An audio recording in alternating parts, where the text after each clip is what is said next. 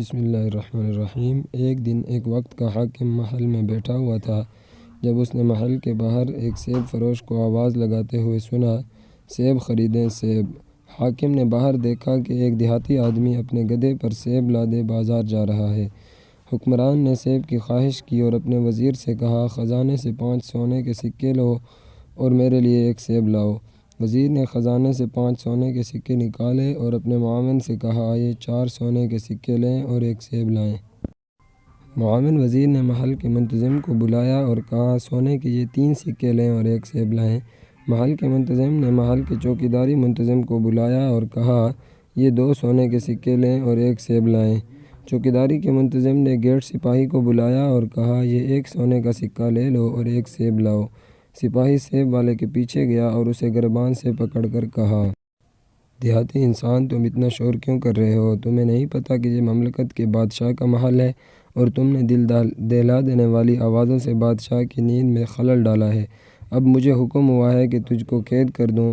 سیب فروش محل کے سپاہیوں کے قدموں میں گر گیا اور کہا، میں نے غلطی کی ہے جناب، اس گدھے کا بوجھ میری محنت کے 1 سال کا نتیجہ ہے، یہ لے لو لیکن مجھے قید کرنے سے معاف رکھو۔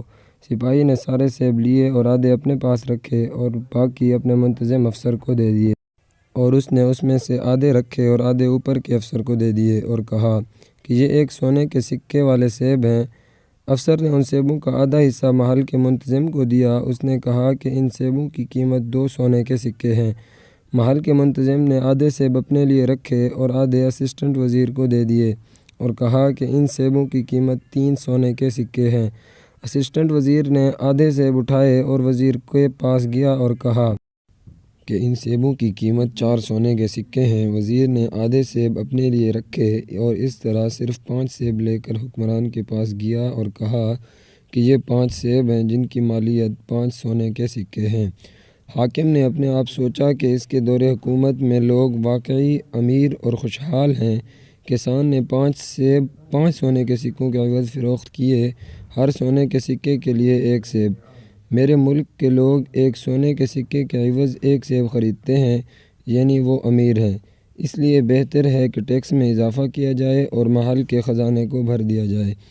اور پھر یوں عوام میں غربت بڑھتی ہی چلی گئی۔ یہی حال آج کل ہمارا ہے۔